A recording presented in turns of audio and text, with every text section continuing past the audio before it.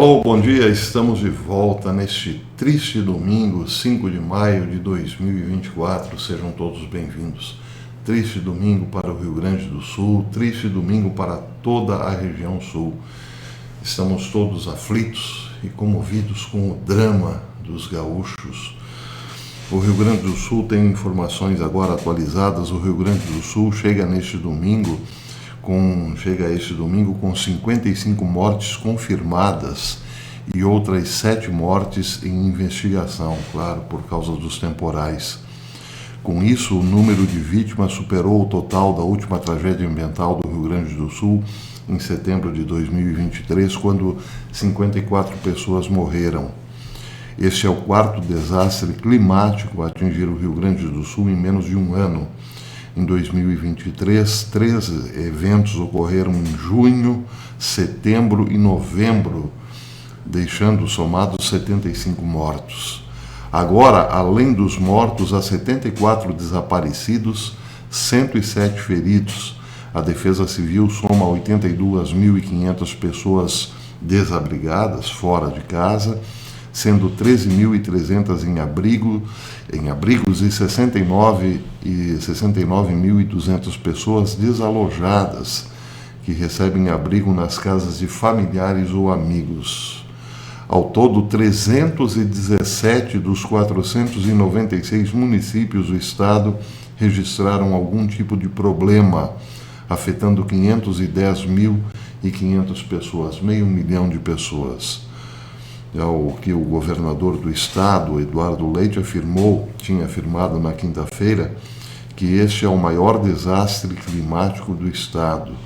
Em Porto Alegre, o nível do Guaíba ultrapassou os 5 metros e superou o nível da cheia histórica de 1941, que foi de 4 metros e 76 centímetros.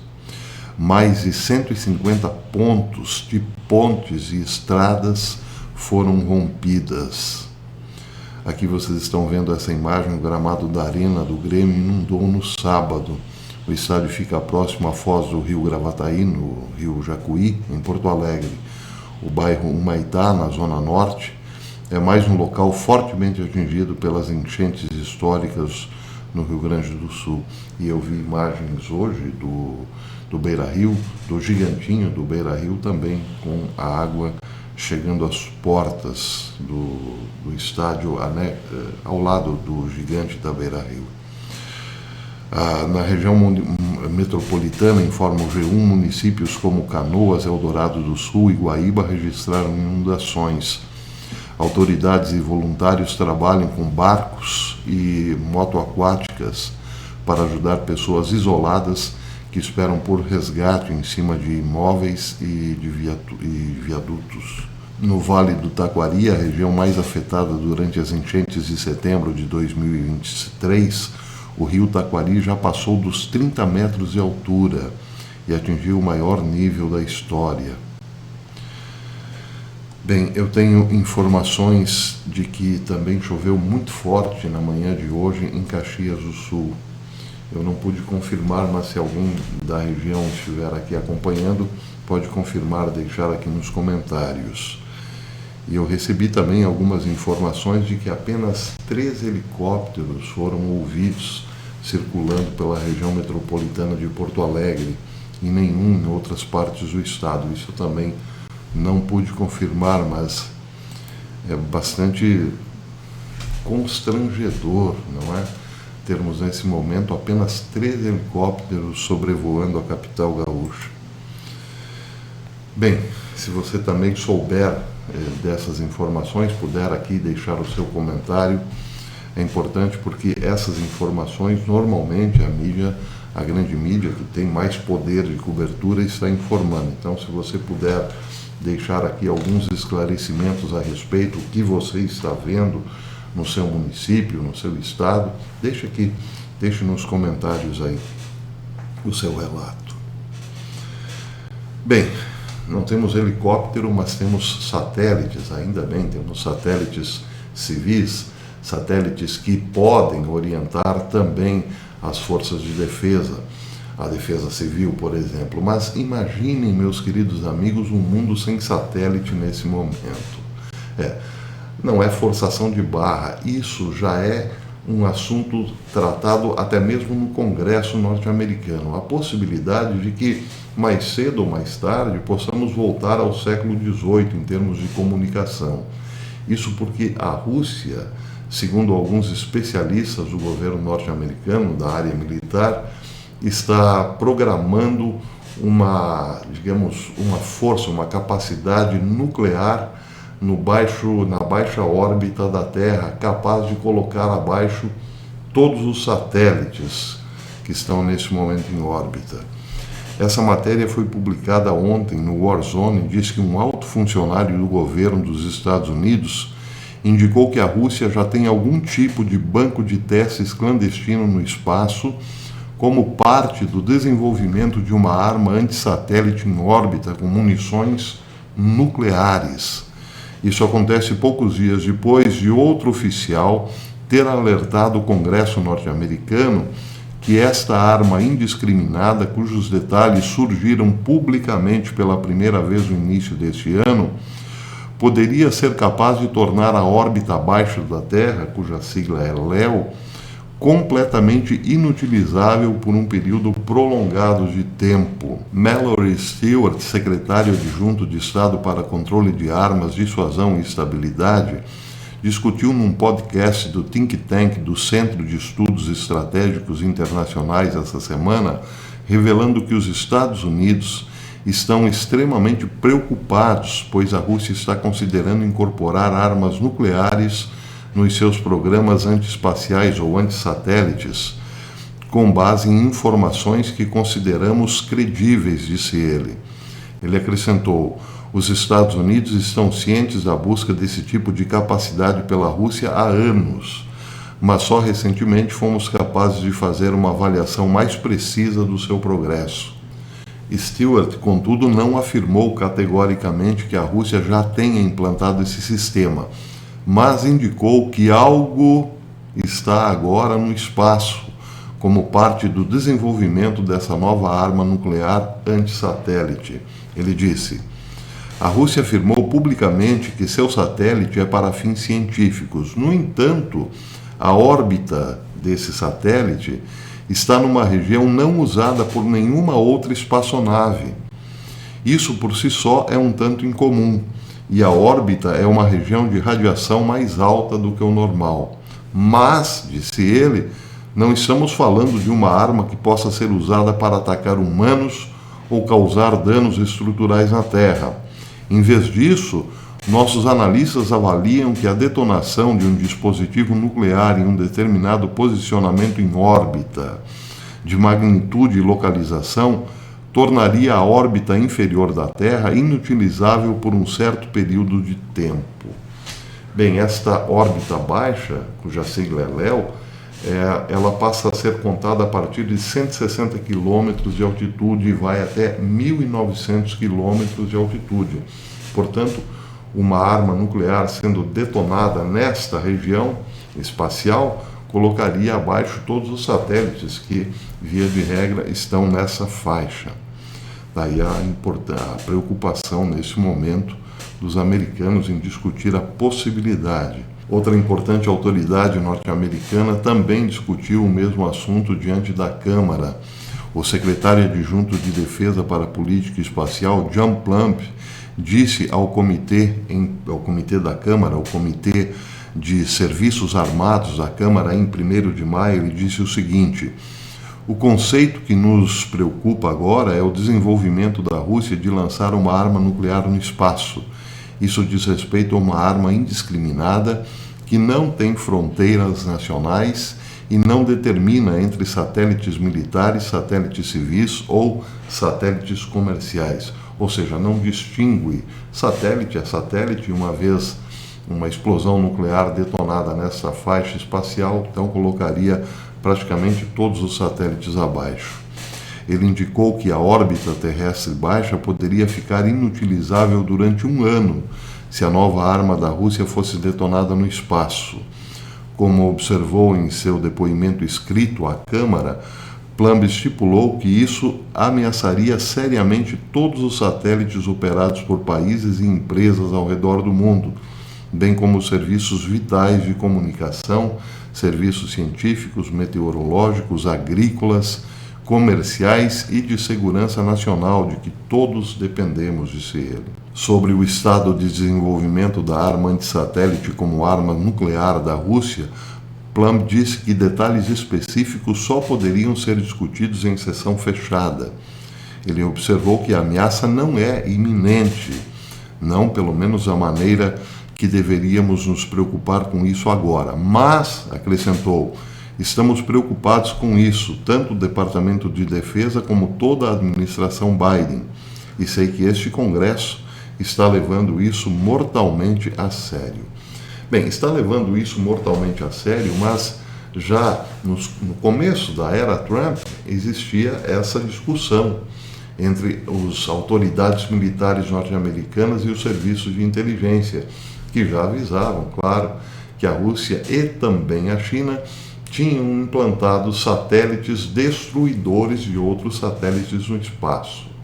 Bem, a questão agora é a seguinte: o que se pergunta nesses meios especializados é se a Rússia já enviou cargas ou munição nuclear para o espaço e depois então seria apenas a última parte do projeto desenvolver o satélite propriamente que detonaria essas armas nucleares em casos de necessidade.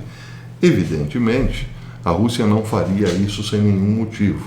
É claro que isso poderia eventualmente ser colocado em prática caso a Rússia sentisse um perigo iminente de destruição completa, ou seja, em caso existencial, a Rússia poderia, sim, eventualmente, uma vez implantado esse sistema, derrubar todos os satélites. E aí, claro, podemos prever que voltaríamos pelo menos aí ao século XVIII, já que tudo hoje está, dependente desse sistema de satélite para comunicações, enfim, para a agricultura, como vocês viram aí, e tudo mais, medicina e tudo mais. Realmente seria bastante apocalíptico imaginar essa possibilidade. Nós estamos sim num mundo apocalíptico, não é mesmo? Peço desculpas, mas quem ainda não entendeu isso, não entendeu nada, absolutamente nada do que está acontecendo. Bem, como falei em agricultura, tem uma notícia interessante aqui para aqueles que não querem mais ver bois no pasto, nem carne de gado nos mercados, nas prateleiras dos mercados, e sim a fabulosa carne sintética, vamos dizer, de Bill Gates. O governador da Flórida, Ron DeSantis, proibiu a produção e venda de carne cancerígena cultivada em laboratório por Bill Gates na Flórida. Bem, é Ron DeSantis quem diz que a carne é cancerígena, não é o canal Professor Belay quem está afirmando. Isso aqui é um alerta aos checadores, não sou eu. Segundo Ron DeSantis, as carnes são cancerígenas e estão proibidas no estado. Segundo a nova lei, qualquer pessoa que venda ou produza a carne sintética de Bill Gates estará sujeita a prisão e processo criminal na Flórida. Depois de assinar o projeto de lei, DeSantis disse que o seu objetivo é proteger a vibrante indústria agrícola do seu estado contra as elites globalistas que querem destruir a agricultura tradicional. Disse DeSantis: o que estamos protegendo aqui é a indústria contra os atos do ser humano, contra uma agenda ideológica que quer apontar a agricultura como o problema, que usa coisas como criação de gado como destruidoras do nosso clima. Até o Infowars de Alex Jones entrou nessa discussão. Disse o Infowars: serão pessoas que darão sermões ao resto de nós sobre coisas como aquecimento global, dirão que não se pode dirigir um veículo de combustão interna, dirão que a agricultura é ruim. Enquanto isso, eles estão voando para Davos em seus jatinhos particulares. O Infowars esqueceu de dizer que esse grupo também está perseguindo os fogões a gás. Daqui a pouco eles querem, pelo menos os Estados Azuis, proibir definitivamente o uso do fogão a gás. Só fogãozinho elétrico ou então um foguinho ali fora no quintal. Ah, mas não pode queimar o galho. Então fica complicado. É só fogão, o fogão elétrico mesmo. 3 outros estados também estão refletindo sobre legislação semelhante: o Alabama, o Arizona e o Tennessee. E também já existem regulamentações a nível federal e estadual que impedem os fabricantes de carne cultivada em laboratório de chamarem os seus produtos de carne e exigem que rotulem os produtos como produtos produzidos em laboratório.